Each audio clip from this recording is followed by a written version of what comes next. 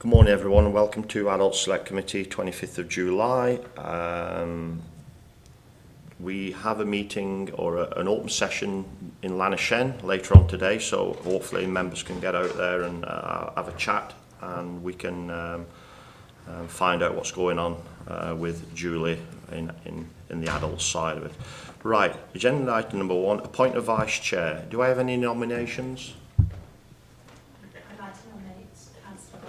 Okay, thank you. Seconder? Thank you, Paul. Councillor Brown, would it be okay to be Vice Chair? Yes, fine, thank you. Right, thank you, Councillor Brown. As and when I'll call upon you and I'll copy you in everything we do, so if there is issues with myself where I can't make it, at least you're up to date with everything, okay? Yes, thank you. Right, thank you. Right, thank you everyone. Agenda item number 2, apologies for absence. Thank you, Chairman. There's apologies for absence from County Councillors Roger Harris, Ruth Edwards and Martin Grocott. Thank you, Clark. Agenda item number 3, declarations of interest, as and when. Agenda item number 4, public open forum. We have 2 councillors with us this morning. I think they coming to talk about an issue on our action sheet, agenda item number 9, so I'll bring them in on number 9. Are you okay with that both? Okay, thank you.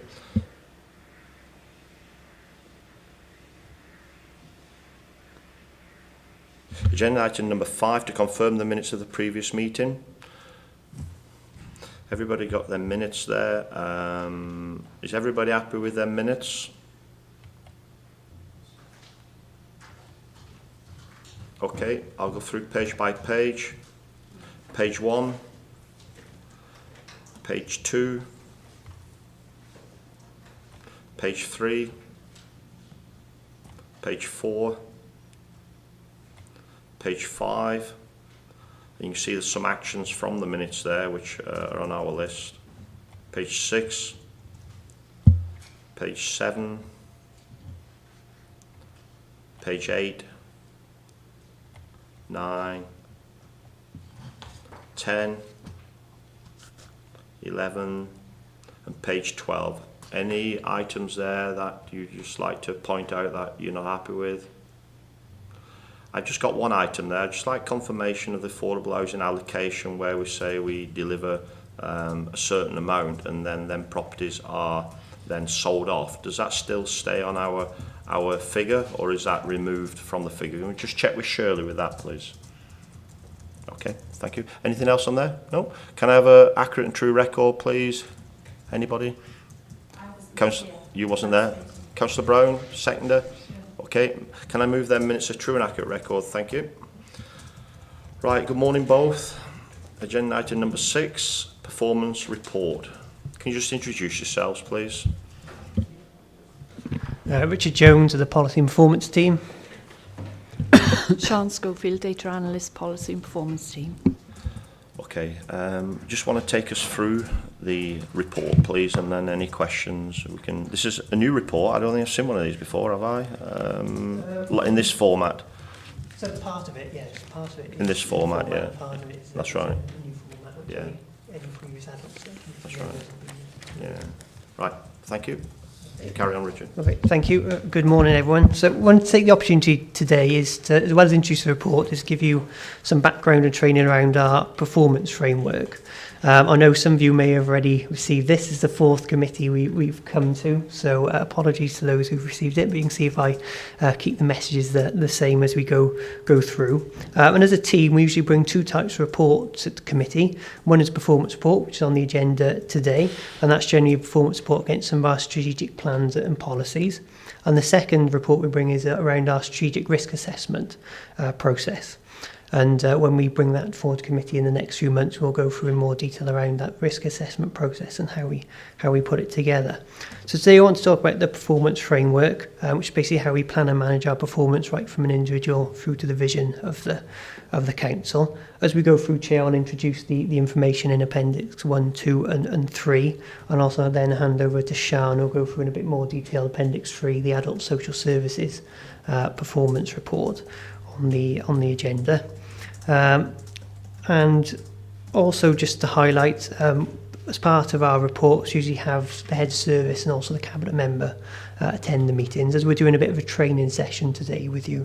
They haven't been invited, so please bear that in mind, any of your questions, and we'll happily to make any notes of any ones we can't answer and get a response to you after the meeting as well. So I'll start the presentation and go through. So just want to cover three main things: a bit of recap around the Wellbeing of Future Generations Act, go through the performance management framework, which is on Appendix 1, and then a little bit on the policy framework, which is basically some of the key strategy documents that actually make up the framework. So where can you find more information? I'll mention this as I go through. The Hub, the Council's internet site, I'm sure you're now familiar with. The Employee Toolbox in the middle of the page there.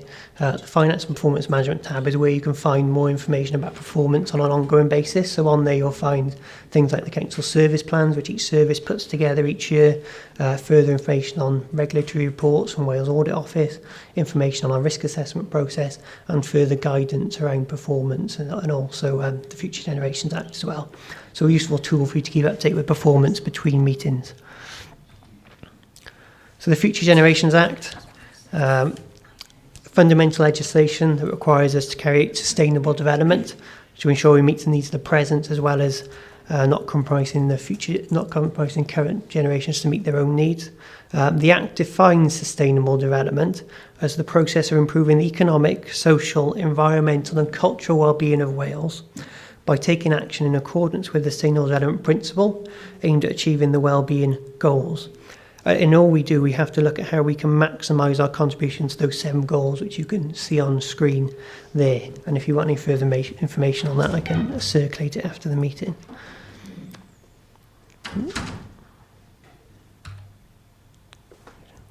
Here we go. Another key part of the Act is the 5 ways of working, and we have to act in accordance with these in planning and delivering our services. So the 5 ways of working are about balancing short-term needs with long-term needs, using an integrated approach, involving others and taking their views into account, working in collaboration with others, and putting resources into preventing problems. And as part of your work, scrutiny around policy and decisions going forward to Cabinet and Council, you'll most likely see this set out within Future Generations evaluations that services will complete for those decisions, which will ask managers to consider how they've embedded these 5 ways of working in what they do, and also how they've contributed towards the 7 wellbeing goals as well as looking at things like how they've taken account of the Equality Act legislation.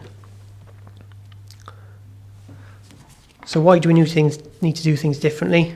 I'm sure you don't need me to remind you of some of these, as well as the legislative changes, whether that's from the Future Generations Act or the Social Services and Wellbeing Act, which you'll be familiar with as a committee as well. We know we're facing financial pressures, demographic changes, changing in customer needs and expectations, as well as regulatory and policy changes. So the way in which we need to plan, deliver our services, think about the long-term work with communities as examples of how we can look to try and tackle those issues. When we're talking about then our performance framework, clearly that needs to be adaptable and consider the response we need to make to those challenges and pressures we're facing. So worth bearing in mind when I run through the framework. This is a framework, as I say, set out in Appendix 1. Previously or commonly referred to it as the onion, I think, by previous committees due to its resemblance have been sliced through. Also, I think referred to it as a solar system or something like that. So it doesn't matter really what you call it, as long as you remember what it entails. So I'll run through each of the layers now, and also I'll touch upon some of those areas on the outside which sort of impact on our framework. Whether that's our own improvement activity around the Future Monmouthshire programme or the Public Service Board work, and some external influences around regulatory pressures and also the national performance framework as well.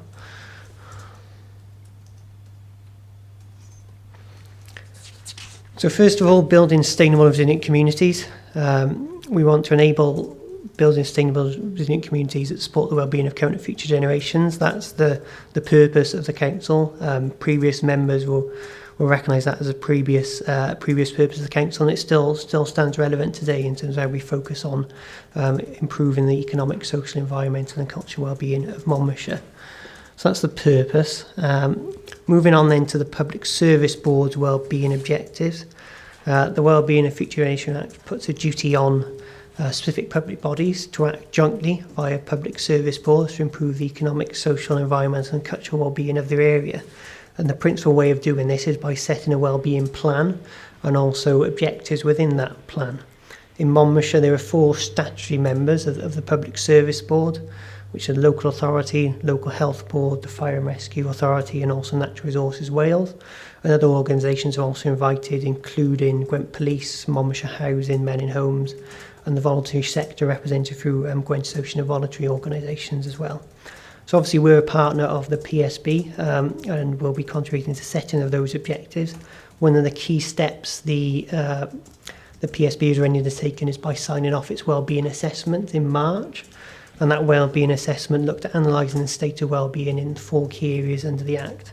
In Monmouthshire, it looked at Monmouthshire as a whole, as well as the five community cluster areas around the 4 main towns, and also Usk and Raglan as sort of the heart of Monmouthshire as well. And it used statistics, policy research, feedback from extensive engagement exercise as well, to form some key challenges and opportunities around wellbeing in Monmouthshire, which the PSB are now using to look to prioritise some objectives with a view to setting a plan in early 2018. So that's the PSB objectives, and that's when they'll sit in the framework when they're developed. I'll skip over the video. I'll circulate this round to you. It's on the council's YouTube channel and can more articulately than I can summarise in 2 minutes the findings of the assessment and next steps. But I'll send that round to the committee after. So moving on to the council's wellbeing objectives. The council, as an individual public body, has a responsibility to publish wellbeing objectives and statement, take all reasonable steps to meet those objectives and make arrangements to publish an annual report of progress. And there is a distinct difference between the council's wellbeing objectives, which is its own responsibility, and its responsibility as part of a public service board, where it will act jointly with other partners to set those objectives. And also it's important to remember there will be obviously some alignment with the PSB objectives as we're looking at tackling some of the key issues around wellbeing in the county. As you would expect, some of the actions the council will take and contribute with partners to the PSB are likely to be the same, albeit there may be a slightly different focus on some of the council's own wellbeing objectives. And the council's wellbeing objectives were set by the last council to meet, I think, in March 2017. And these are the 4 objective areas, a bit small on the screen. Apologies for that, I'll circulate them afterwards. So these are the 4 objectives set by the council. And you can see they're based around the vision there of sustainable and resilient communities. And one which will be particularly interest to this committee is the objective around maximising the potential in our communities to improve well-being of people throughout their life course. And this is where there's links and also will be some changes to the information you've got in front of you today in Appendix 2, which is our improvement objectives. Our improvement objectives were set in May 2016 by the last council. They've set for 1 year for 2016-17 and set out some key actions and measures we look to undertake to deliver those objectives for the year. And the report today sets out how we've done against delivering those objectives and the performance information in front of you. And in future reporting is more likely to be around the progress of making our wellbeing objectives. And wellbeing objectives will like to focus more on the long term maybe than previously our improvement objective has. And that will mean some changes in terms of some of the longer term actions we'll take, looking at how we measure our performance, maybe some longer term measures. So in reports you're into in future, there's likely to be some changes. And also, we'll still maintain the importance of obviously looking at the council service performance as well. I know that's something you'll probably consider as part of your work programme, how you maintain that balance. So there'll be a shift in terms of how we look at some of the longer term, more population outcome level measures and actions we need to take, as well as ensuring a focus still on council performance and council delivery and activity as well. So that's our wellbeing objectives, and also some of the further detailed actions we look to take weren't developed at the time the decision was taken by council in March, and that is likely to come forward to you in the autumn with some further information around what the actions will be for those objectives. Would you like any questions on this? Yeah, before take them have we if anything there's we'd like anything to as I ask go along. on Richard's? No? Okay, right. Okay, On, Richard. yeah. So service planning. penultimate level of the framework. This is where each of our teams has a plan in place. They set them annually and look at 4 key elements. When setting the plans, they look to evaluate the performance in the previous year and use that then to inform actions they're looking to undertake in the year ahead. They use data and performance information to manage their performance throughout the year, and then also look to identify and manage strategic risks.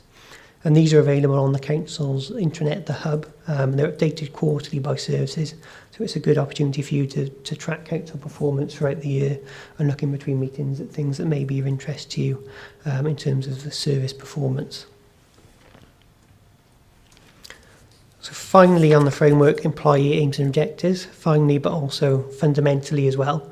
By their very nature, service and business plans linked to individual employee performance objectives. These are set through what's known as the check-in, check-out process, which is basically the Council's employee performance appraisal process. And in those discussions, managers and employees will sit down and agree some objectives for the individual year ahead, linked to their service plans and up to the wider Council's objectives where relevant. And also importantly in that discussion, look at any training or development needs and look at how we continue to ensure employees have got the right skills, training, etc. to meet the challenges of a 21st century public sector worker. So then just to bring it all back together, the performance framework. So I've gone through from aims and objectives through to the vision of building sustainable resilient communities. Just to touch upon the 2 areas on the outside, highlighted in blue our improvement activity. I've touched upon the Public Service Board work.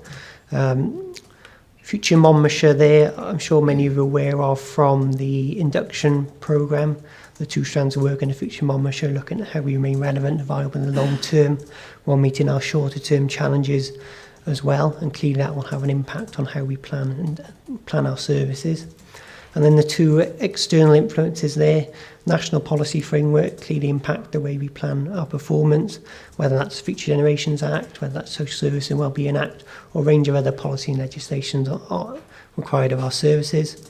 And then also external regulation and inspection, whether that's from Wales Audit Office, ESTIN, CSIW, and we use their reports to look at where we need to improve our processes, improve our performance, and then we'll look to factor those in the relevant plans to make sure we deliver the improvements required.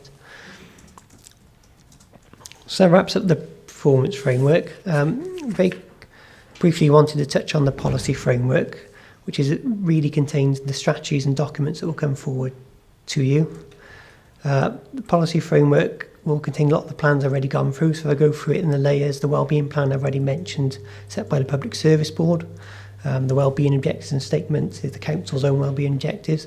And the third line there I haven't touched upon, which is often referred to as the Council's enabling strategies. So these are how we manage our assets to deliver our objectives in the asset management plan, medium-term financial plan around how we manage and plan our finances,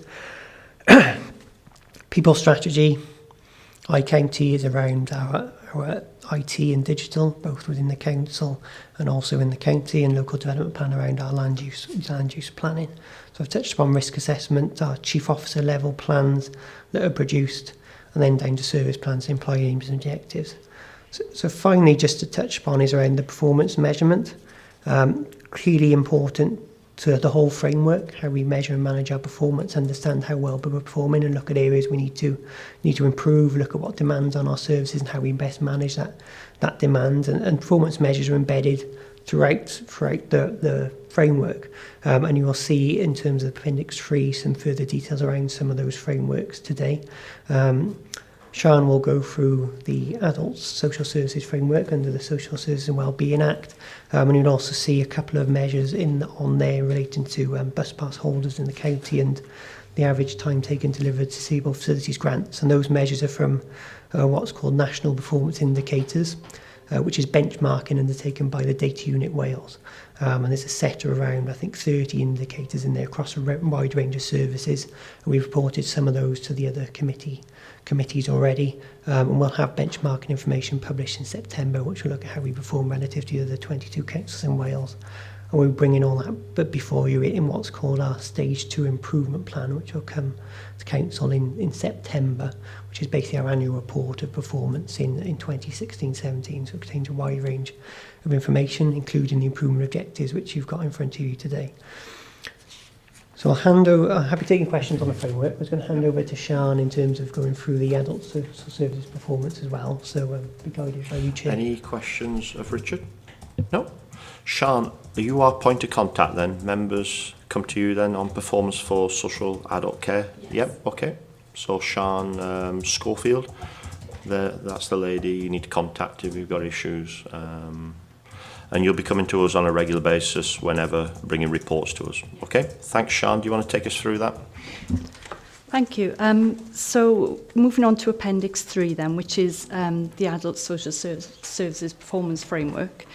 In April 2016, the Social Services and Wellbeing Act was introduced in Wales, and with this, the introduction of a new performance framework, which is a mixture of numerical data items and questionnaire responses to our service users. This is the first year of data collection, so at the moment we have no comparable data from the other Welsh authorities. And for most of the measures, we don't have baseline data. This is our baseline year, really. So the purpose of today's report is to introduce the new performance framework to you, to run through Monmouthshire's 2016-17 performance, and to try and frame that in the context of the processes in adult services. So at the front door, the Act puts an emphasis on early intervention and prevention, and the idea that local authorities must provide advice and assistance to people who need it. So Monmouthshire's take on this is to develop a place-based approach where advice and assistance is delivered in the community through a range of providers, which really is aiming to help people before they get to the front door of social services. So in that way, to promote independence so that people don't need our support and services, they're helped before that.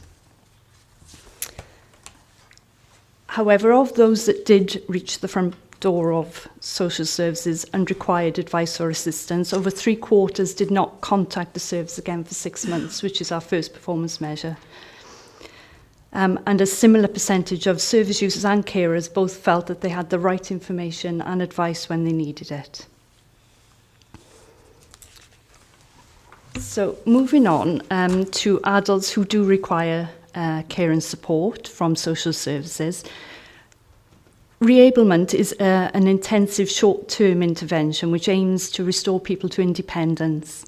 So by that we aim to avoid or reduce hospital admissions as far as possible, and by returning people to independence we aim to reduce the need for long-term services from social services. 73% of people who completed reablement had no package of care 6 months later, so were independent 6 months later. Delayed transfers of care are delays providing social care to people so that they have to experience longer than necessary hospital stays. And we saw an increase in 2015-16 in delays in hospital, but last year 27 delays were recorded. Of those, 22 people were aged 75 and over, and these are the people that make up the new performance measure within the Act. On average, Monmouthshire adults spent 834 days in residential care and entered residential care at an average age of 79.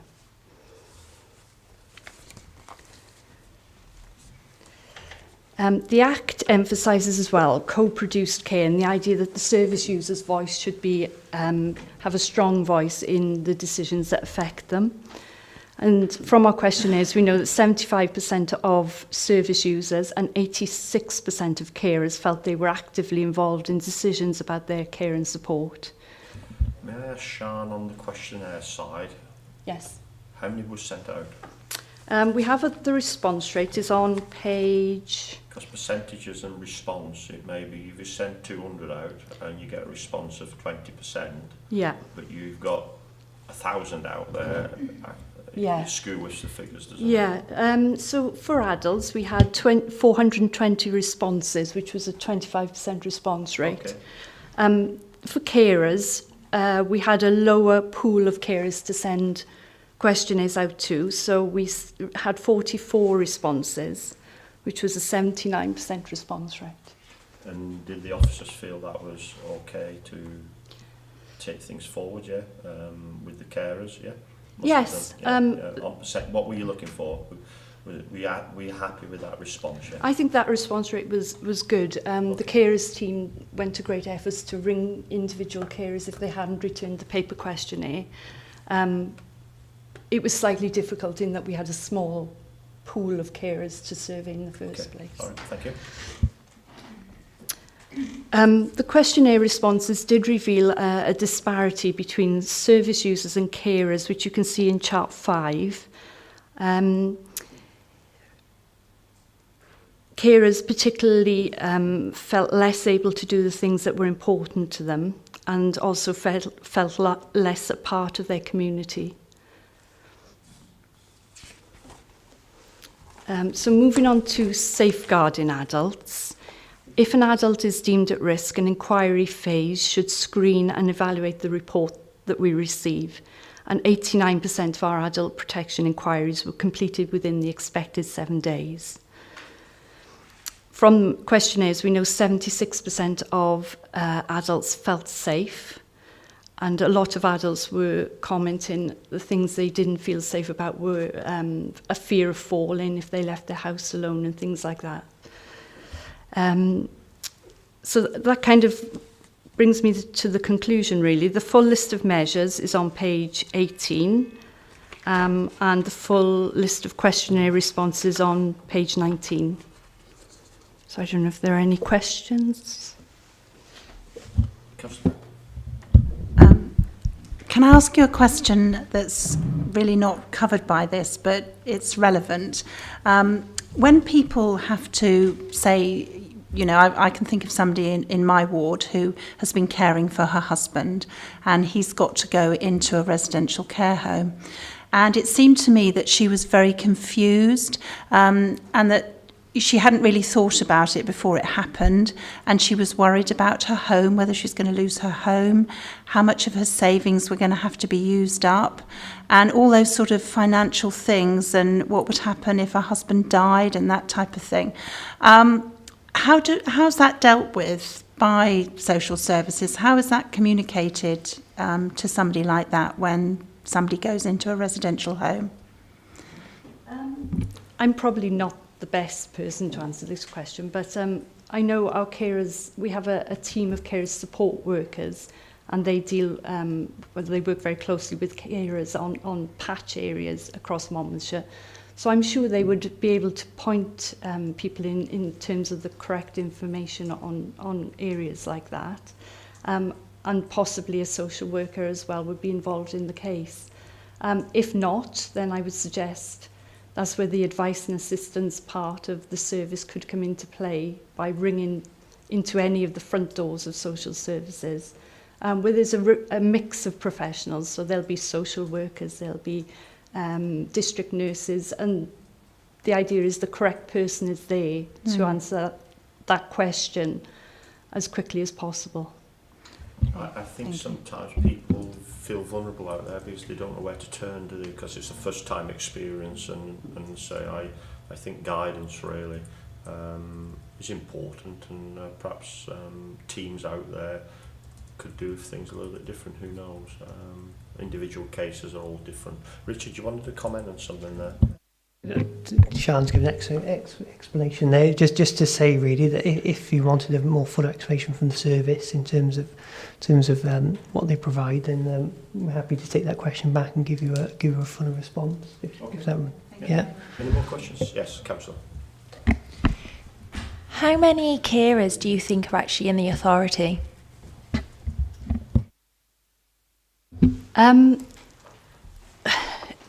We have a Gavo database, so we work closely with Gwent Voluntary Organisation, and they have a register of carers who want to receive information and updates and newsletters from us. I think there are around 900 carers on that particular register, which I'm sure isn't all carers, but they're the people that we've identified as carers who would like to keep in contact with us.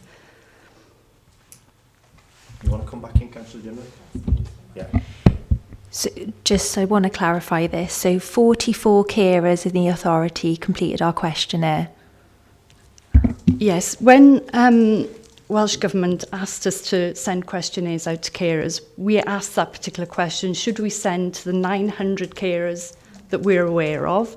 And their response was no, you send the questionnaire to the carers who are receiving a formal care and support plan from you as an authority, which was this smaller pool of around 70, I think, carers. So that's the difference. We personally would have rather have spoken to the larger list because we felt we would have got better and fuller information, but Welsh Government guided us to use the smaller group of carers.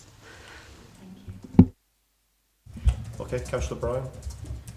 Yeah, I mean, on the figures on page 19 in the table there's obviously the disparity in relation to a couple of issues for carers as opposed to the adults. I understand that you recently may have had a meeting of carers or asked them to come into USC, and I just wondered what measures were being taken to support the the carers, because obviously on this thing what they can do that's important to them is reduced, and they're feeling not necessarily as much part of the community, so obviously less happy with the support from family, friends and neighbours. So often care falls on maybe just one or two shoulders. So I just wondered what help was being provided for carers in view of these results. I think probably that's a question that could be better answered by somebody else. So that's one we could take back for you. But you are right, and those sort of responses did come across quite clearly in the questionnaire. Carers were talking about how their caring role really occupies all their time and all their resource, and therefore they don't have chance to do other things that are important to them. So that did come across very clearly. But in terms of the support that we provide for carers, I think that's probably something that I can ask somebody else to summarise quite well for you. Okay, Clark, can we just make sure we do have an answer to that, please? Yeah. Okay. Councillor Pavia. Thank you, Chair. Just a point of clarity on Chart 5, safeguarding adult protection inquiries completed within the 7 days, 89%. What's the target measure? What's the benchmark? Is it?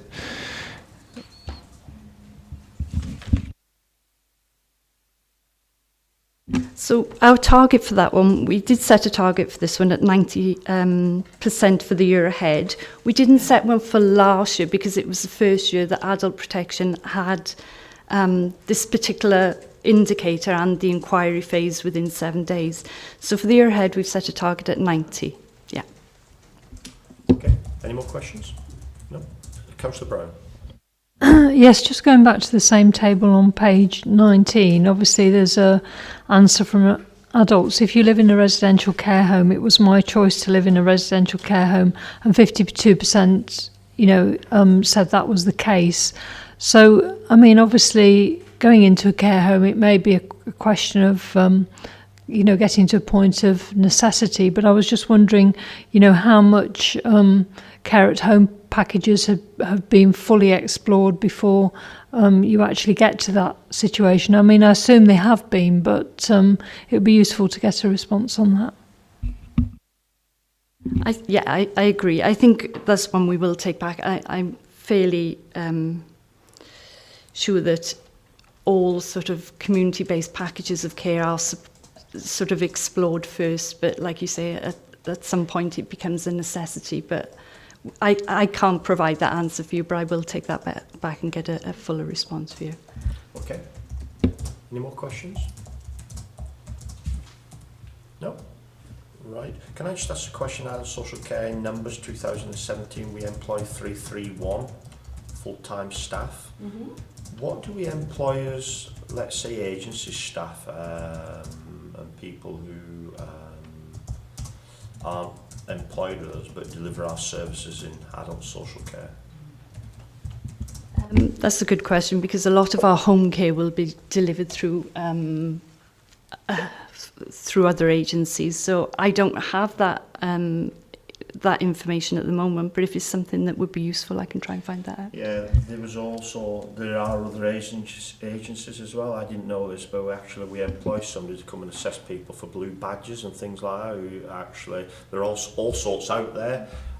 And there isn't a breakdown of what we have there, only we've got 331. Could we just have a breakdown of what we do have there? Thank you. Yes, I'll try and go back. Any more questions?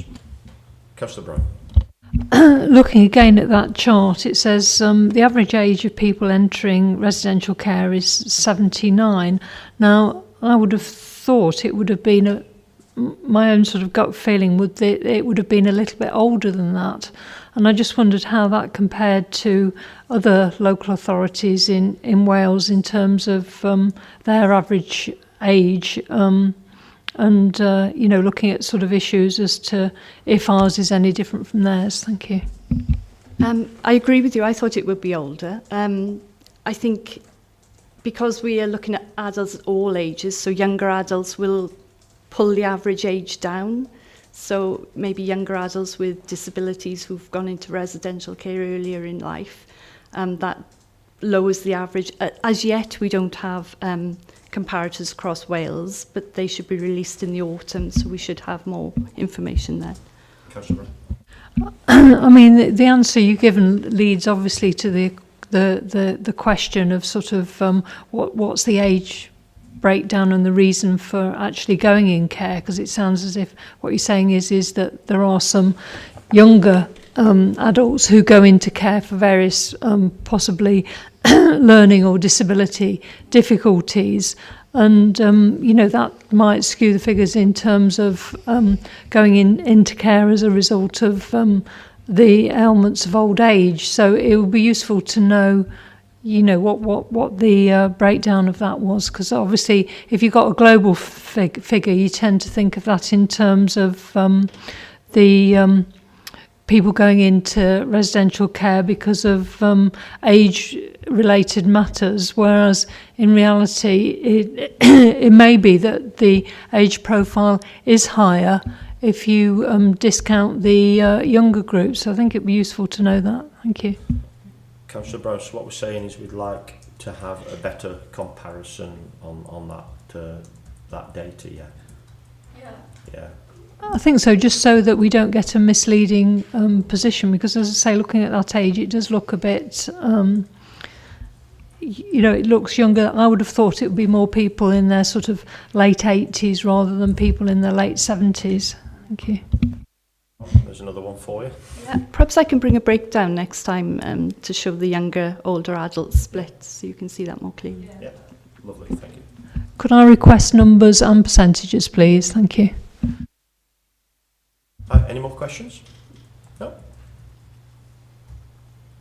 I think we're done there, Sean. Is there anything else more you want to add? No? No? Thank you. Okay, everybody happy? Members at the back, have you any questions? Just one. Yes, Tony. Delayed transfers of care.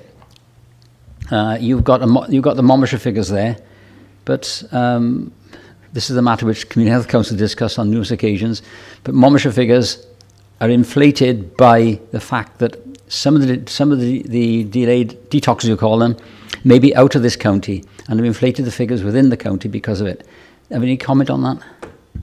Yes, there was a particular issue last year when we had 42 delays recorded against Monmouthshire. There were a number of people in there, I think off the top of my head it was 12 people, who were residents in Maindiv Court, and the health board allocated those people to our detox figures where actually they weren't Monmouthshire residents. So that was a particular problem last year. I'm assured by the health board that that was resolved last year and we shouldn't be seeing that problem again. But that was purely because they were residing in Monmouthshire at the time when Yes. they were delayed, detoxed, yeah. Yes.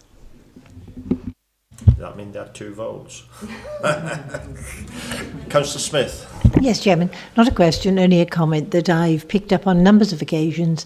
The changes of care that are going into households, into domiciliary care, whatever, the constant changes of individuals which the recipients find hard to cope with. There's no chance of building up a relationship and moving forward, and appreciating sort of, first of all, you've got your, not early intervention, but the reablement scheme that goes in, that sometimes is it really appropriate with a very, very mature person, that to establish a continuity of care going in will be better than that. Thanks, Chair. Thank you, Councillor Smith. Right, thank you both. There's a few questions need to be answered. Can you email them to Wendy, and Wendy will bounce them out to every one of us then? Okay, thank you both. Right, Hazel. Agenda item number 7, work programme report. You want to take us through that? A couple of minutes? Chair, I won't labour this report because I know that many of you have seen it before because you're sitting on other select committees. But the purpose of the report is to sort of recommend to you a planned approach to your work programming. This has been taken to all of the select committees, and you were the last of the 4 that this report has been taken to meet. So the structure of it really is to give you a flavour of how you prioritise reports for scrutiny, how you decide what to include in your work programme, because you will get lots and lots of requests, and it's up to you as a committee to choose what you'd like to include. There are certain reports under 3.2 that I've referred to that are sort of statutory reports, such as risk register, the sort of performance monitoring reports and the budget reports that you receive anyway, as well as corporate plans and strategy. But there is obviously some flexibility within your work programme to look at issues that relate to this committee's remit. Such sources of information would often be from members of the public suggesting issues for you, cabinet members highlighting issues, and also officers. Yourself and I, we met with chief officers for this service area, and we identified some topics that might be on the horizon, and we've sort of suggested those under section 6 of the report. But what I hope is helpful for you is section 4 sets out a checklist for prioritising scrutiny reports. It's a sort of checklist of questions that you can ask yourself really to help you decide if it's something that warrants scrutiny. And then section 5 highlights to you some of the things that all of the things that the previous select committee did during the year 2016 to 17, May to May. It's quite an extensive list, but some of those reports were short update reports, others were sort of more lengthy topics that were discussed over a single meeting, such as carers, strategy, so forth. The scrutiny with the health board is something that we've developed over the last few years, and usually we invite them to a meeting and we have a distinct list of things that we want to discuss with them.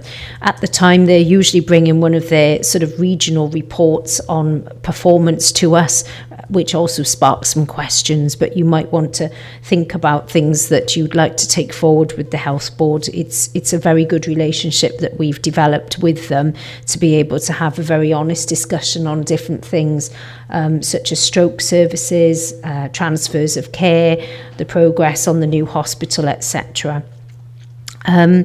So there's also a list there of some joint scrutiny with other select committees, and you'll notice that your select committee has got housing within its remit, but certain things such as affordable housing have been scrutinised with other select committees because they are cross-cutting in nature, particularly when we talk about affordable housing.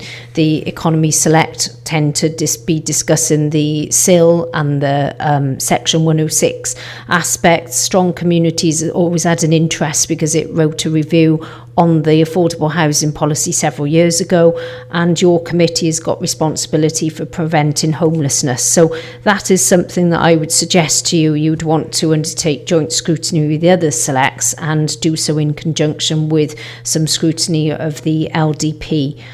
When we've discussed housing previously, we've also discussed welfare reform, and we've brought in DWP and some of the registered social landlords, and we've had a sort of quite frank discussion about the support that we've put in place for people following the introduction of universal credit. So sometimes that sort of aspect is quite useful when we're discussing housing.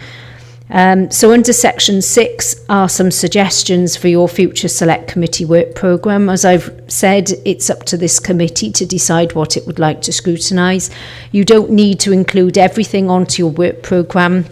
If you're interested in something but you haven't got the time perhaps to bring it to a full meeting, you can ask for a report to be emailed to you, you can ask for information to be emailed to you, and also to just remind you to bear in mind the Cabinet Forward Plan, which we're working with officers to keep that updated, send to you a weekly email on a Friday with any additions or deletions so that you can consider things that you might want to undertake pre-decision scrutiny on.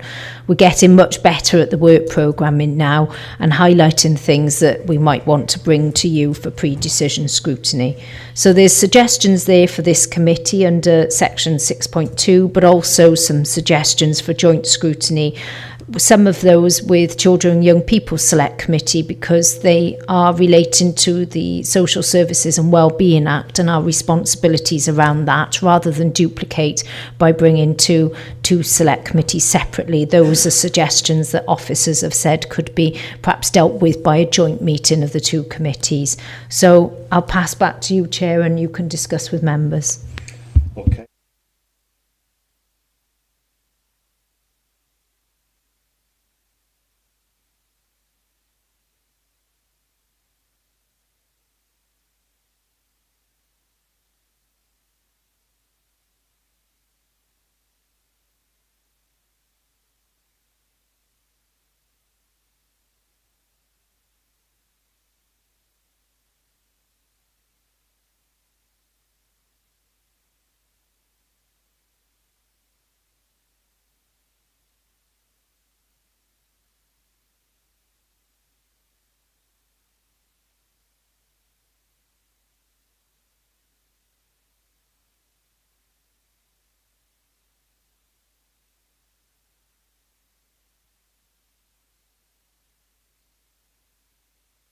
We're not going to do all this, there's no doubt about that, but and some of the joint ones are all to do with the Wellbeing Act. That means we're going to be really busy. That goes back then to agenda item number 8 when we get to it about the co-option as well. I think we need to give that some serious thought as well. Is the more hands, the better it is as well, but we have to make a right decision on that one as well. Okay.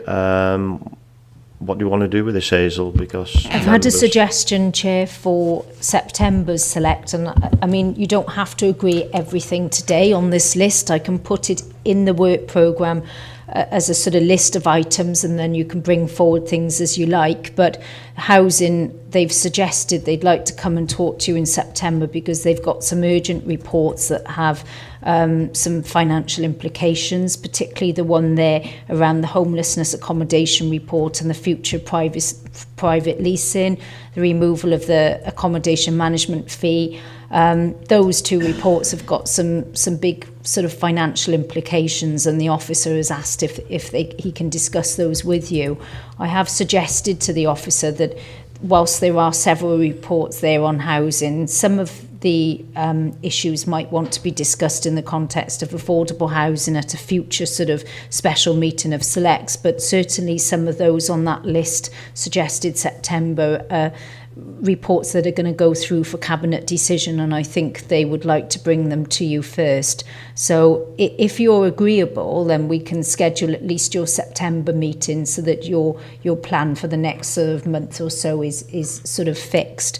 I also know that the budget scrutiny is planned for November time, so I can schedule that in, and that gives you a bit of scope, I suppose, at your September meeting to perhaps factor in what you'd like to discuss in October. But yeah, these are suggestions that have been brought to our attention by officers. The other one of note, the Gypsy and Traveller Services, this was actually scrutinised by Strong Communities in the past, but it's got more of a housing sort of focus to the discussions going forward, and I think it's been suggested it might sit better within this committee's remit. And I know that Strong Communities have met and that they've already got an extensive work programme ahead of them. So yes, those are the suggestions, Chair. And if you're happy with September, we could programme that. Yeah. Jane?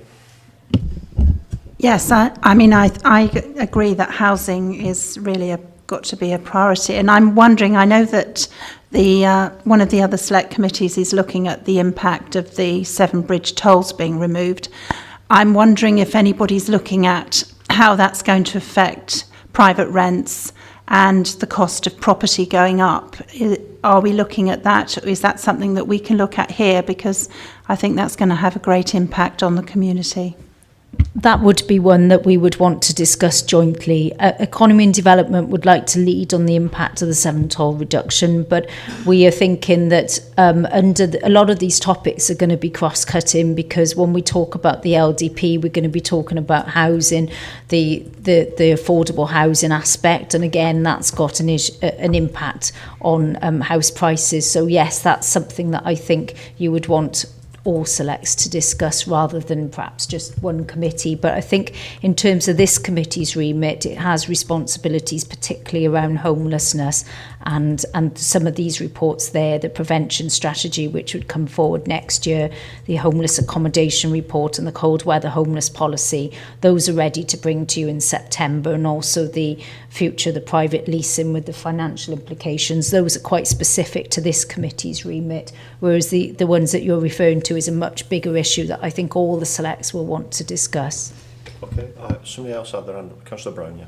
Yeah, I'm not sure exactly what the heading of community development and wellbeing, but because this select committee is adults, I mean, the sort of areas I would be interested in looking at is, care at home, because I do understand that the council commissions quite a lot of people to assist with care at home, and I want to know that those carers are being trained how to deal sympathetically with people who have dementia and various other things, and I'm not clear that that is necessarily the case. And I think a councillor's also mentioned about the issue of how long, in terms of developing relationships with people who are looking after them, what's the sort of turnover, and do they get, because I know that, for example, there's some people who have carers in who get very attached to the particular person who's doing it, and some carers who look after them, they get on better with others. But I think it's also to do with the frame of mind, in a sense, of the person who's looking after them, whether they've got a sort of a positive attitude and, basically encouraging the person concerned, as opposed to a sort of more negative attitude. I mean, obviously it's difficult to deal with attitudes, but I think, training becomes important here. And under that, we could actually also deal with the issues that we've heard today on performance. The bed blocking that goes on in hospitals because of the fact that there are packages of care to adapt the home and so forth aren't available at the time when they're required because of difficulties there. And I've already had some information that there are some difficulties there. So I think the problem is that if we're not careful, we'll be concentrating on global issues, which but we won't, nail down practical issues of service delivery. The second area that I'd be very interested in, particularly in view of the statistics on those aged over 65, which in Monmouthshire are predicted by the ONS Office of Statistics to rapidly go up. So we've got a high proportion of people over 65. And I think the biggest thing to tackle in this case is loneliness and isolation. And I don't really particularly want to have a report that talks about, one particular befriending scheme. I want more of a sort of a map across the borough as to, where are the gaps that voluntary groups don't actually meet. So those are the sort of practical issues that I would like to look at, those two particular subjects, because I think they go into the core of how well people are looked after. And I also think that if we combat loneliness and isolation, it's actually a preventative strategy for people getting to a point where they need actually more intervention and more care. Thank you. I'm sorry that it's not worded perhaps as well to reflect that, but on the list there, the future commissioning of adult services, when we discussed this with the chief officer, that relates to sort of home care, and we discussed including that within that. The Turning the World Upside Down, we've termed it that because that's the name of the project, but basically that has completely changed how home care is delivered in Monmouthshire. So that would encompass your suggestions around the first topic, and then the community development and well-being is around the loneliness and the isolation. We've actually got a team in the council that deliver that across the board strategically, as you've said, mapped across. So we have sort of factored those into the work programme, Chair, as suggestions from the officers, but it doesn't perhaps read that it was those sort of things that you've suggested, but we have got them included. Yeah, the first one was on my radar, the care in the community, because I think many of us do have issues with that, because I think we use agency now for that. I think the company's from wherever it is up north somewhere, so that has been on the radar, and I think it's something we should look at. I do have many complaints about it and the quality of it as well, I think like many other councillors, so that is definitely on our radar. Hazel's right, it's probably not worded correctly on there, but that's how the officers interpret it, and we'll make sure that is looked at. Councillor Brown? Yeah, could we just, obviously, you've mentioned that this comes under those particular, in a sense, as a subheading. Could we actually make sure that it is, more formally included, so that there is an indication of what the focus is, because turning the world upside down could mean various things, and so could community development and well-being. It doesn't necessarily concentrate on loneliness and isolation, and neither does turning the world upside down concentrate on care at home and how that's being delivered either. Thank you. Yes, Chair, I'll include that in the actual work programme, and I'll put more detail about what the specifics are. I just presented a list because obviously it's quite a long list of topics, so we kept it quite brief within this report for discussion today. Yeah. Okay, I think we've got enough to go on there. Anybody else? Councillor Pavia. Thank you, Chair. Just from my perspective, I can see probably 5 overarching themes that are going to affect health and social care in Wales over the coming decade and beyond. Models of service and models of care and service and quality. So as understanding how the public sector can harness the experience and capacity of both independent and voluntary sectors in the planning and commissioning and delivery of services. So that for us, I think it's important to understand that what our commissioning arrangements are going to be going forward, whether we're going to move into an ADM model potentially for social care. Collaboration, integration and governance, again, a hugely important issue.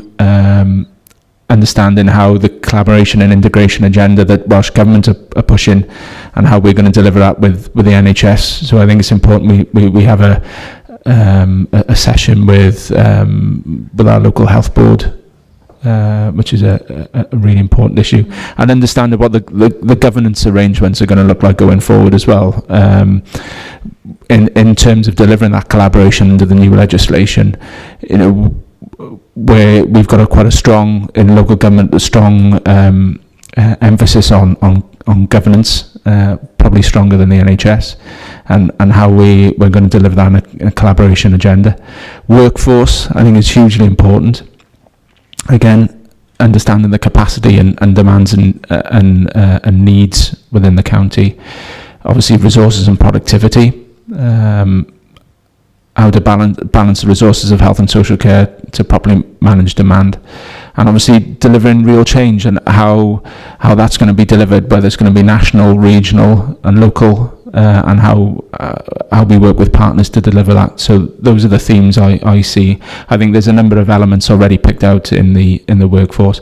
I'd like to have I don't know, Hazel, what is it annually that the health board comes in? Do we invite them in on an annual basis? I certainly would like them to come in pretty soon. Yes, it's not a set sort of basis as in annual, but it is difficult sometimes to get them to not in terms of them wanting to attend, but diarising meetings with them. When we offer them our dates, it's often that you have to give about 6 months notice to try and find a date that they can actually make. So it might be worth us starting that sort of process now. But we'd need to sort of flag up at an early stage specifically what we want to discuss with them. But yeah, getting the date in the diary is the first start. Do we have representation on the health board? I know a couple of members who sit on the health board. Councillor Taylor sits on the health board, but not as a... Do we have... Is Chief Executive? Oh, Chief...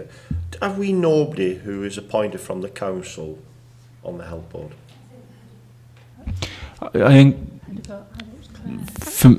in terms of just to try and remember the first council meeting of this year, I was appointed as a link in terms of I think it was a consultation link with the health board in terms of understanding, in terms of reference of particular consultations. I've heard nothing since being appointed. So I do hear there are appointees outside appointees. Am I right in saying to the health board? But we don't have a council. How many? 10. But we don't have any council appointees to the health board. No co-optees or anything. Tony? They may be councillors in their own right, but they are outside appointees.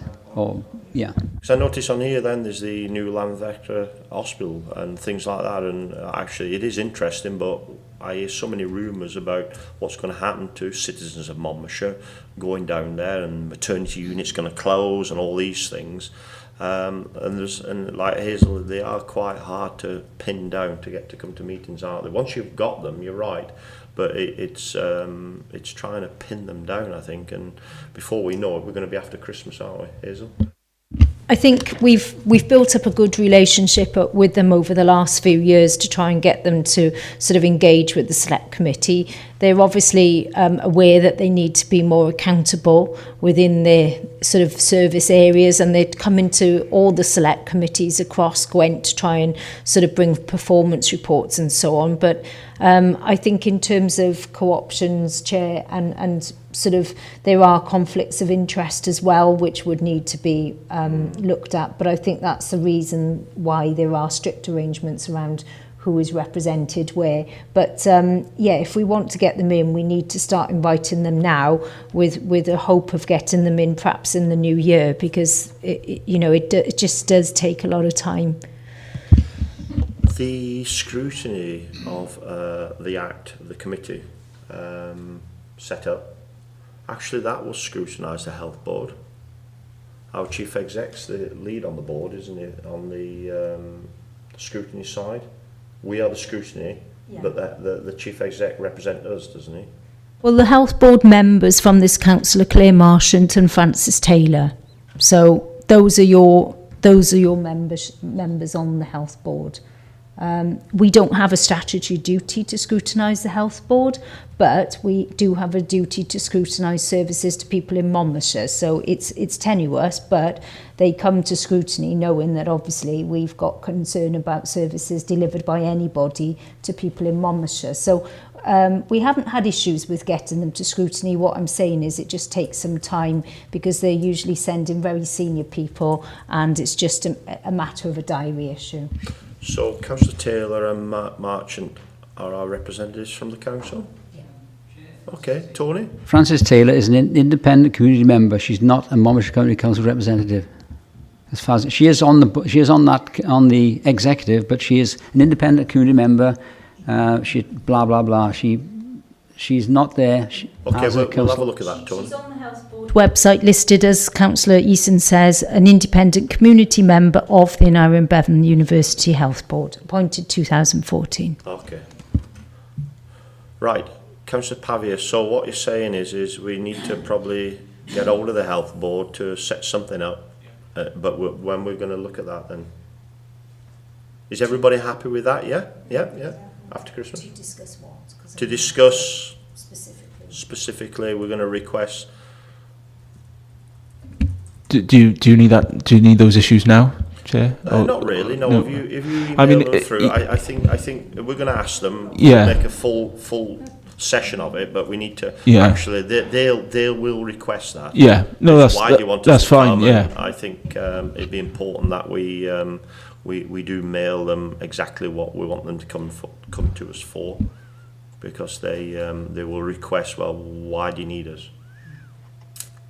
So on the lines of what you've just said previous, yeah? Yeah, absolutely. I mean, Councillor Brown has touched on delayed transfers of care. I mean, I think that was an issue in the performance report that we wanted to speak to them about. Community service delivery, obviously trying to understand what assessments they're making, particularly in light of developments with the M4 and the reduction of tolls, what the surface pressures are going to be like, particularly in the south of the county. And you know, in my perspective, in Chepstow, you know, we're seeing a lot more residents going across the border to access services in England, which is, you know, it's not really ideal. So from my perspective, that would be a good understanding of community service delivery. I know they've been in discussions with Velindre Hospital to try and deliver community chemotherapy sessions in certain community locations. So that would be a good understanding of how they're assessing and delivering those services.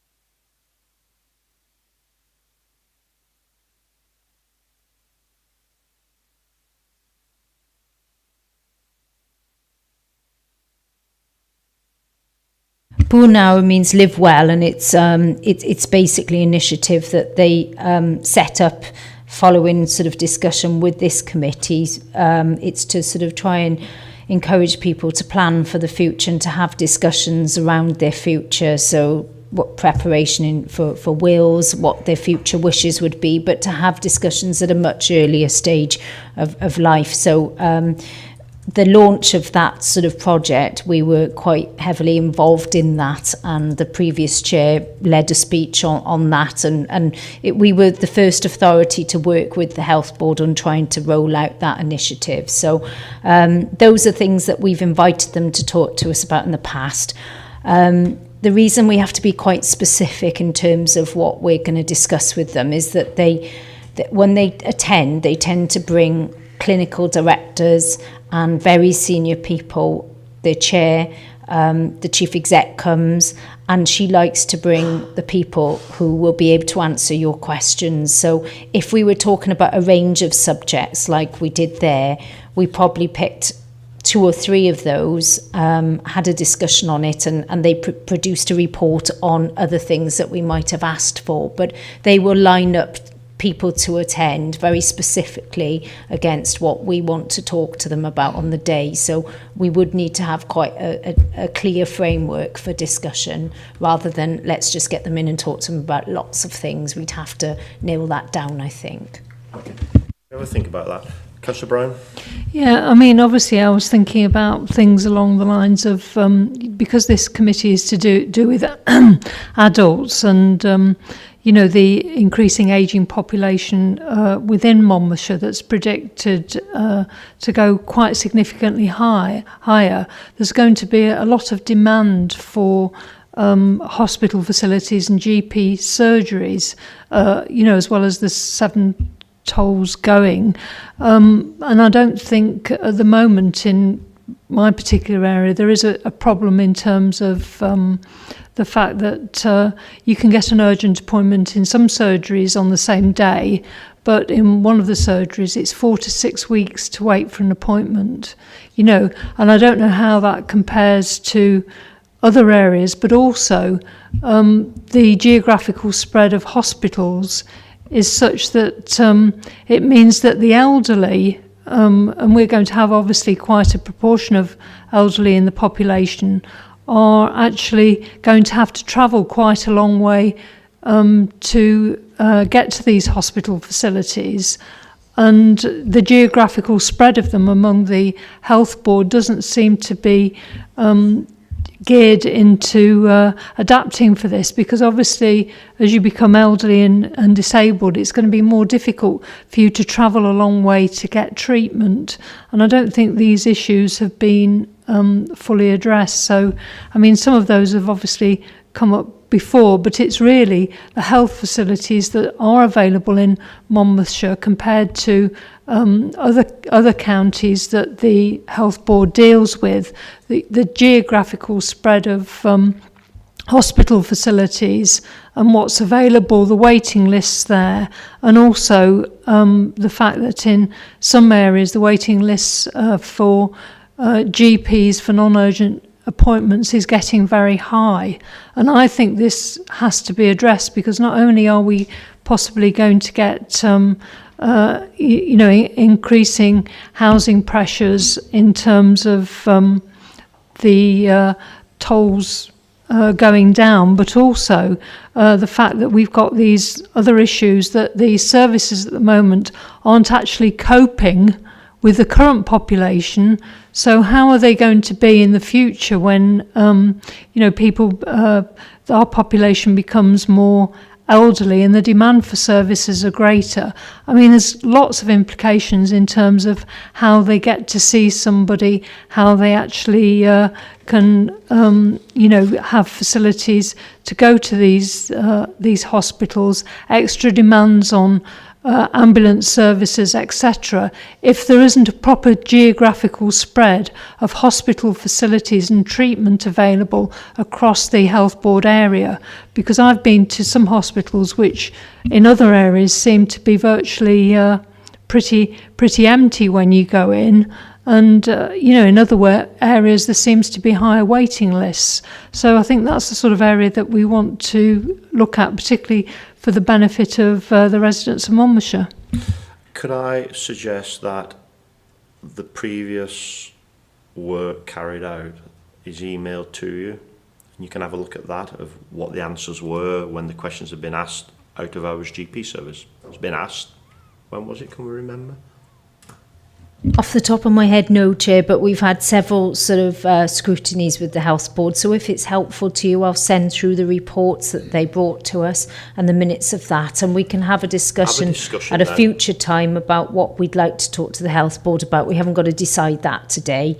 But yes, I can start getting a date together with them, and I can say for subjects to be agreed, and we can discuss that at a future It may point. be everything you've just said there, Councillor Brown, is actually in minutes from a previous meeting which was said there, and there may be a response to that which you think, okay, fair enough, I don't agree with that response, or I do agree with that response. It may be there, it may not be there, it may be there was something which hasn't been asked within the previous, but I think you're quite right. Everybody has them issues.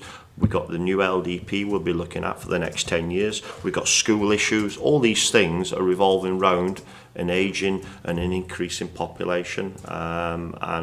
But we won't make a lot of decisions on them, but we can ask the questions of how they're going to get to their decisions, I think is the important thing. Councillor Brown, we need to move on. Because we can I just make a brief comment on that, please, Chair? I think it is useful to look at previous minutes, but the question is that if this problem is still here, then obviously the actions that are being taken aren't addressing those issues. So I do think we need to look at it again. Thank you. I can't disagree with you, but let's have a look what was said. There may be a very clear answer there that we will not be providing any more GP services. Who knows? I don't know, but I think everybody has that problem, not just in Monmouthshire. I think it's probably a countrywide problem in Wales that we are struggling with delivering services within health, and it's not going to get any easier with what we've got out there. There's no doubt about that. Okay. But there's lots to go on. I'll make sure the clerk and Hazel, we send these minutes out so you can have just a quick look at them before we ask them to come, and then we can actually set the agenda for what we're going to ask them about. It may be the things you've suggested there. Yeah, every one of them. I don't disagree with you. Councillor Pratt.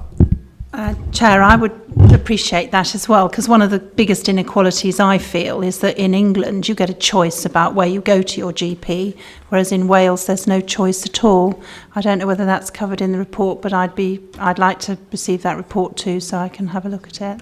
Thank you. There's many people, I don't know about Chepstow area, but many people where I come from are actually told they can't go to their local GP. They've got to go elsewhere because it's full and there's no bus service. All these things all interlink, but we're only there to make sure we ask them questions. Val, have you got your hand up there? In a vague way, Chairman, sorry, because I'm a member of the Community Health Council, you've raised numbers of issues here. As a member of that committee, Community Health Council, I've sat on their planning committee, and the senior officers from the Health Board attend those meetings and give excellent presentations and respond to questions. There's also a scrutiny committee that you're involved with, aren't you, Anthony, with the Community Health Council. The information is there. I'm not sure about... I can remember at one stage saying, I would like to give these papers to my council. We used to have a library that members could refer to, but I then felt like it was this in confidentiality or whatever. I couldn't understand how these papers could be confidential because the meetings at that stage were open, good presentations by the senior officers of the Health Board. So it could be useful for officers to actually contact the Community Health Council, because there you will be able to access, hopefully, the proposals that have been worked on for possibly 10 years. Our area has actually been very forward in looking at future developments and how the hospitals would be located and the services rationalised. For example, at the moment, there is a move to locate breast care at Ystrad Mulloch, thank you very much, the Caerphilly one. It's not the easiest to get to, but if you've got the expertise and all the service there, that's better for your patient. So there's a huge amount of information that I've been privy to over the years that other members haven't been accessing, and it's one of the shortcomings of this council. We don't feed back as members into the full council or make it easily available. So that was my comment, Chairman, that there's lots of information with Community Health Council as to how services are being organised. I have a huge sympathy with those officers from Aneurin and Bevan trying to cover all the meetings that they have to cover. There was one last thing. Shortage of GPs, yeah. It's because we can't attract them into Wales for whatever reason. So perhaps with the absence of bridge tolls, we might get more doctors. I'm not too sure whether CHC's meetings are public domain, Val. I'm not too sure if they are. Where are the minutes then? Because they said they've been here and they said they're not open meetings. So that's something we need to look at, Val. Can I come back, Chairman? It's filed away in a file. Yeah, of course you can. It's something that at the Community Health Council, for a long, long time, it took me to get them to send a summary to all town and community councils. We've only achieved that in the last 6 months. I think they had the wrong list, so they now do receive them, community and town councils. But worth following up with Community Health Council. Okay, thanks, Val.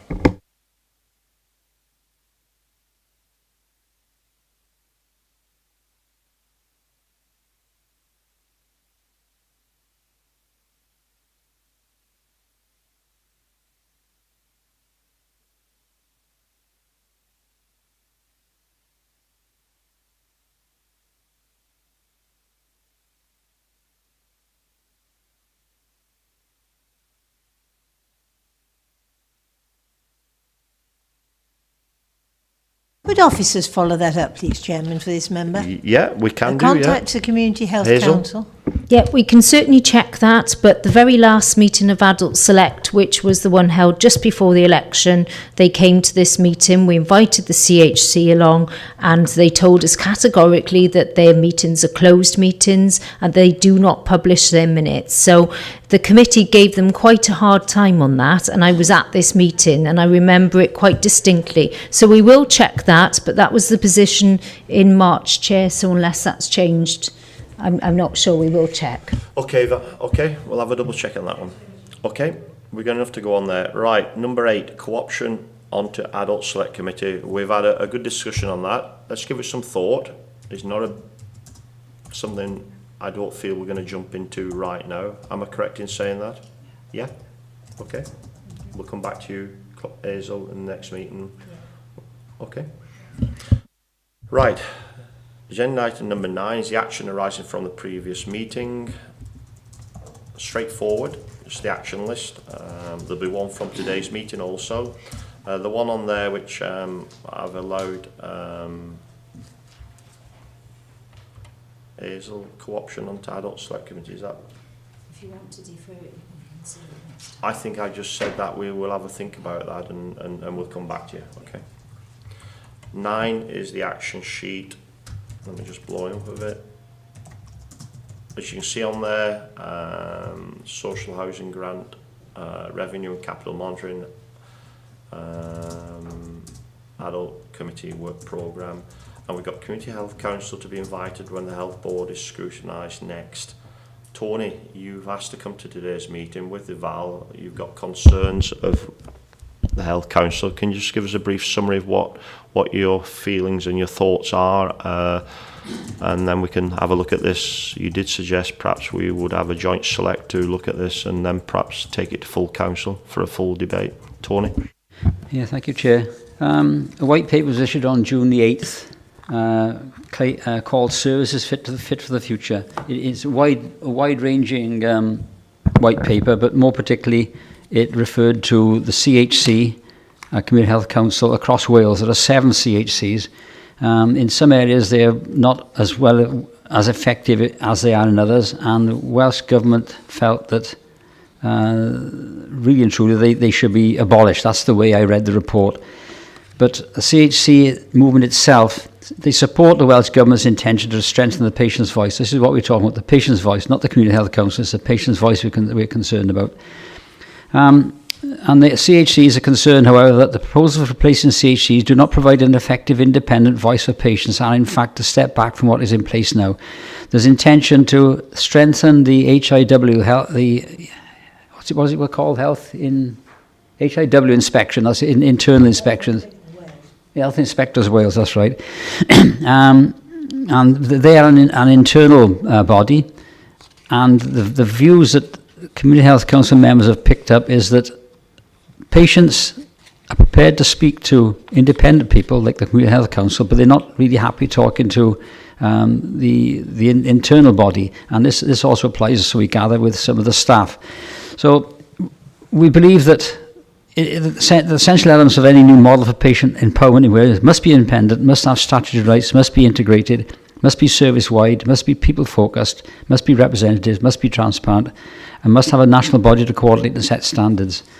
I've spoken to the Cabinet member Penny Jones about this. In fact, she was aware of it when I spoke to her, because she'd been approached by a member of the Community Health Council, not an officer of the Community Health Council, and she is conscious of the questions that I'm raising. She's conscious I raised it at Strong Communities last week, and I'm waiting to have more discussions with her as to the way forward for this council or councillors to give a response or give a view on a response to what councillors feel should be put forward to support, or otherwise, the CHC movement.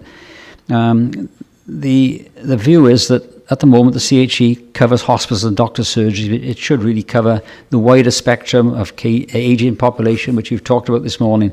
So there is a role for the CHC, or a new name, or whatever you want to call it. And I'd like this committee to support your members on the Community Health Council, which is Councillor Smith, Councillor Councillor Davis, and Councillor Williams. I'm a co-opted member. I think I leave it open to you maybe make some questions, because it's you really need members to come to this meeting, come to you, and you can pose questions to them rather than just pose questions to me. Hopefully I got Valia to support me this morning, maybe can help as well. Tony, I'm a little bit muddled. I thank you for your document, and it is important. I am it's a little bit complicated now, because we've just learned that Community Health Council actually, for me, look as though they're doing things to represent and do, but there's no minutes. It seems to me they're a closed shop. Actually, what are they doing? In the report saying they're doing quite a bit. Well, there's no minutes or anything what they're doing. If I went to Community Health Council and said whatever, how do I know it's been action? Because there's nothing there.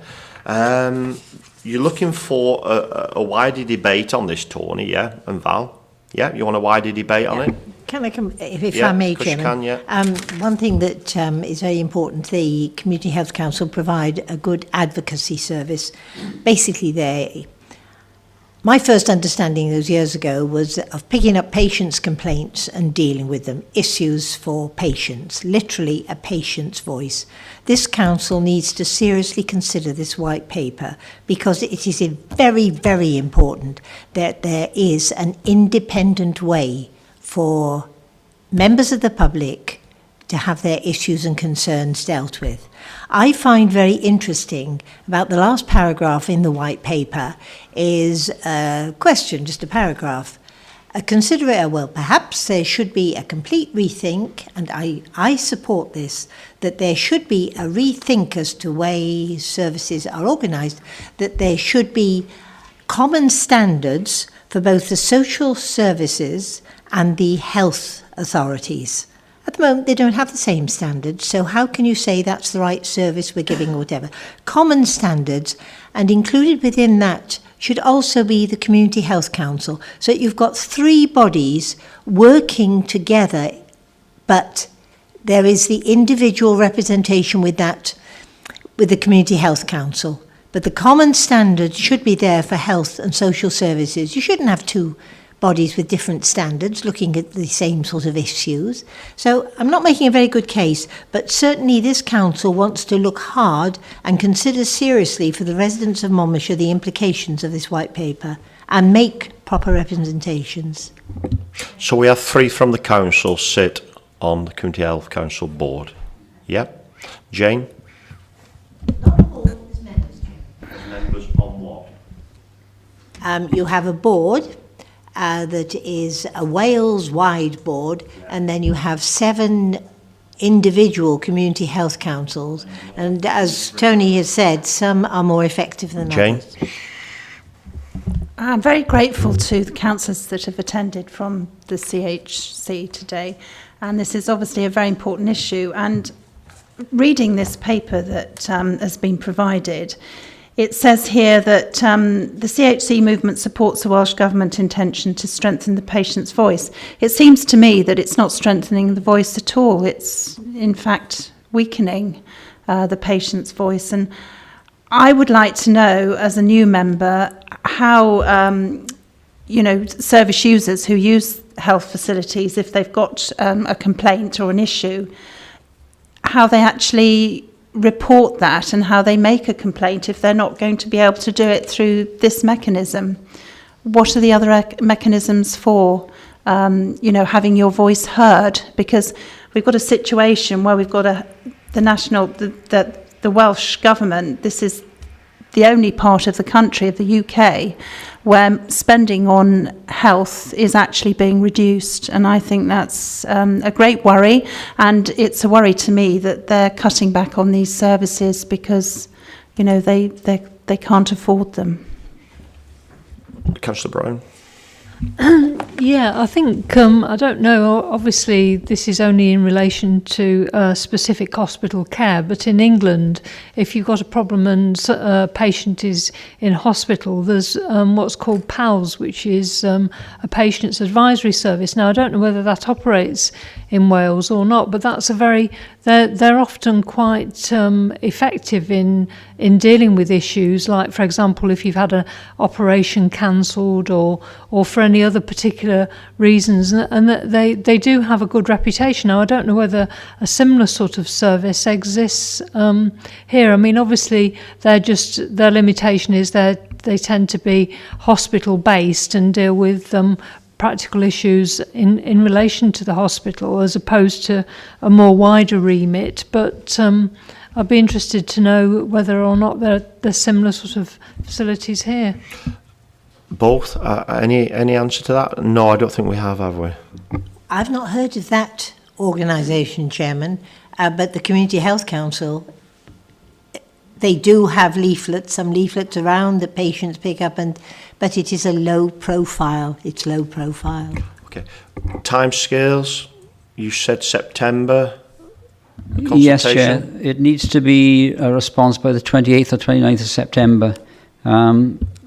As I say, I've spoken to Councillor Penny Jones, is within her portfolio. I support the points that Councillor Smith has made, but we do need to have a view from this council. I'd like the view you've made criticism, which I can't take on board, but I do understand, is that minutes were not made available. I wasn't quite sure of that, to be quite honest, but it does bother me that they're not made available, because meetings do have a public question time, don't they, Val? They used to have. Yeah. Tony, we have a meeting on the 12th. You've got a meeting on the 12th, I noticed that. And then you have full council on the then 21st. on the 21st. First. Yeah.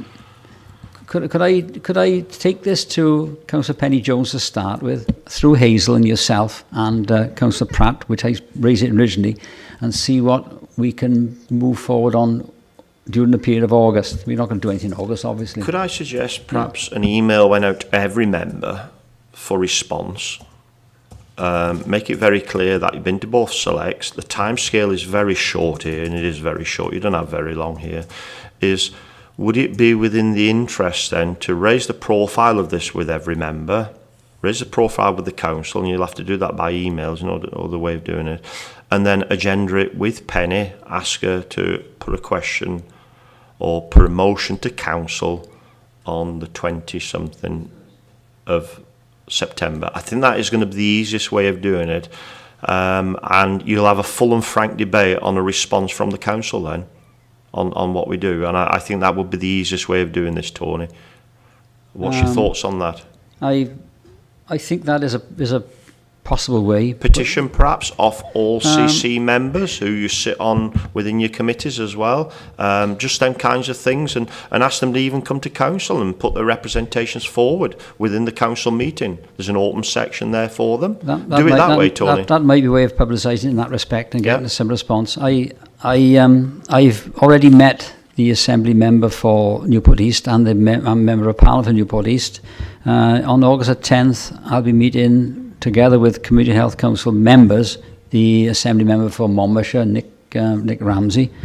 I believe that somebody has contacted the member of Parliament for Monmouthshire, David Davis. I'm not sure of that. Yes, it is a short time scale. I don't know what we're going to achieve by having a joint select to talk about the things actually we could talk about yet again, and I think it needs the council response, because all we're going to do is I'll recommend now to council that we put a whole authority response. Am I right in saying that, members? Yeah. So I would agenda it with a motion, speak to the cabinet member, get as many as you can, raise the profile now. You've got 4 weeks to raise the profile and bring it back to full council. Councillor Brown? In terms of timescale, yes, I support that, and I presume that Councillor Pratt may well support that as well, because I did raise it at the Salon Committee, so we were a bit concerned which way to take it then. Brown? Yeah, I think it's important that obviously these services are independent, but it does concern me about the minutes being secretive, because it doesn't mean that all the public can scrutinise what's going on. And I think, from that point of view, I'm not aware what CHCs do, and I'm not necessarily, if it isn't sort of widely available for scrutiny, that's the difficulty of it. And although I don't want to see a situation where there isn't an independent body, because I'm sure the councillors behind me will talk about, the good that they do behind closed doors in improving services. But I would also like to see, if there aren't patient advisory services based in hospitals, paid by the hospitals, then there jolly well should be, to represent patients there. And maybe they should also have a similar sort of thing, patient advisory services in relation to concerns about other services like, minor injuries unit, GP surgeries and other things, so that there is actually a focus that's supported and recognised within the system, as well as obviously the valuable work that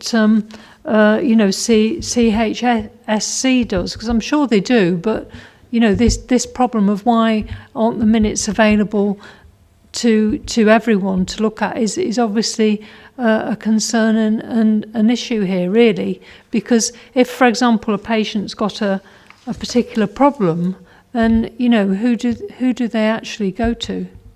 I think, Councillor Brown, I think you've got the spot there for the full council meeting, let me tell you now, because actually everything you're saying is probably what is your alternative if you're going to do away with this? What is your alternative? Is it going to be the same? So I think that is something which we'll have that debate in council. Councillor Pratt, Councillor Easton said it's been to your select. Are you in agreement that perhaps this needs to go to a full council, full debate, with a response from full council? Would you be happy with that as also? I'd be totally happy. I think this is a very serious issue, and I agree with everything that Councillor Brown has said. I think it's very worrying that this isn't transparent and it's all being kept secret. And why? My question would be, why is it so secretive? Do I have anything else on this? Hazel needs to speak, and I think we'll just make a decision. Hazel? I'm happy to send you the minutes of the meeting in March, April actually, the 11th of April, where the Select Committee had a discussion with the CHC and said exactly what you're saying now about openness and transparency. So that debate has been had. I'll send you those minutes, but I think the Chair's suggestion of taking it forward to Council will ensure you get the most timely response, because if you bring it back to this committee in September, we're just doing the same discussion again, and then you're not going to get a whole authority response. I think Councillor Smith's suggestion about the implications, it's important, and that's the place to get that response. Okay, so I have Councillor Smith, Councillor Williams, and who's the other councillor? Councillor Davis. Could you, with Councillor Easton, speak to the cabinet member and advise her that we would like this put on full council for the 21st September, and either as a motion or as an agendaed item. I'll leave that with you, and we totally support you on doing that. Okay. One little point. Yes, Community Health Council covers 5 authorities. I'd hope that the other 4 authorities are also concerned and informed. I'm sure if one of you could liaise with them and tell them what our intentions are. Okay, Val? Okay, thank you. So as a select, we're in agreement with that, yes? Wholeheartedly? Yep, thank you.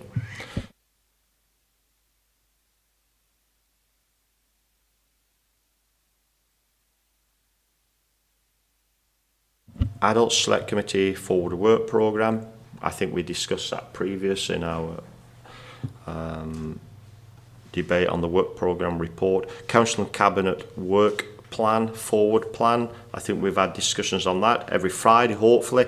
This is the format we'd like to see it in, on a Friday, email to you, not just with amendments, so you can just cast over it. Hazel, you want to say something on that?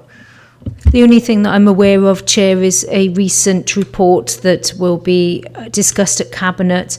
Is it the 9th of August? Special meeting in August. So you will see, you'll get that on your weekly Friday email. So just to be aware of that one. Thank you. Okay. Anything else?